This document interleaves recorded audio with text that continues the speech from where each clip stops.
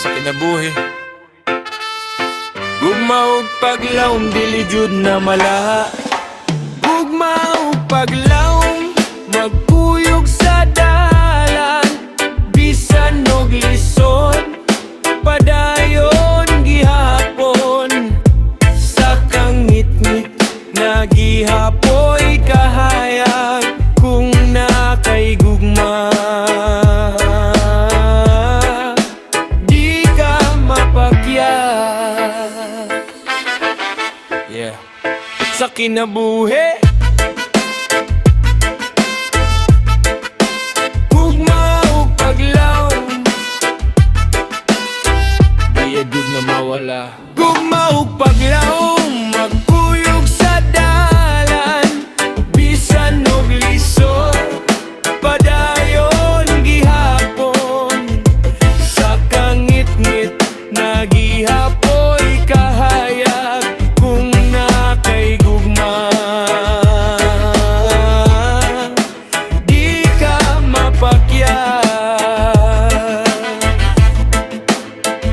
Nidako ko nga walay klarong direksyon, kasing-kasing bugat, puno sa pangutana, asa padulong, unsa akong papel, pero na ako'y damgo nga di nako biyaan. Kada kapakyasan, mura kog malumos sa balot sa problema, naway kahumanan, pero sa sulod, na ako'y tingog nga nagingon padayon lang, ayaw hunong sa laban. Gugma sa pamilya, mauy akong kusog, paglam sa kaugmaon, mauy akong suga.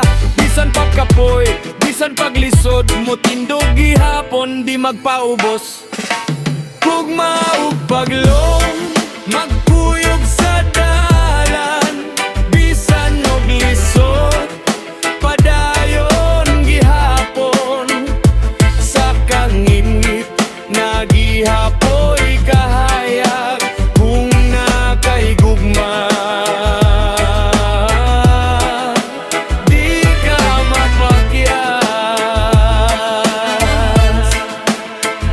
Naay mga gabi nga hilom kaayo, mga hunahuna murag di makaya, mga luha nga gitagura sa ngit-ngit kay di gusto ipakita sa uban nga kaya. Pero kahibalo ko dili ko na ginusara, na ay Ginoo nga nagbantay kanako sa mataglakang nga akong gihimo.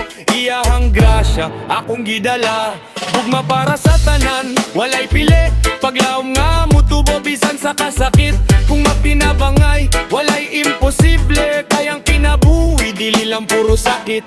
Kung kapoy na pahuway gamay, ayaw kalimti, unsa ka kaimportante. Ang gugma maoy tubag ugang paglawom, di gyud mawala. Gugma ug paglawom magpuyog sa dalan, bisan og lisod padayon gihapon. Sa kangit-ngit na gihapoy kahayag kung nakay gugma.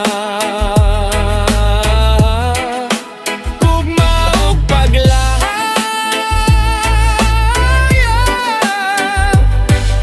maoy kusog sa kinabuhi, bisan nun sapay bagyo mo gabot kita gihapon.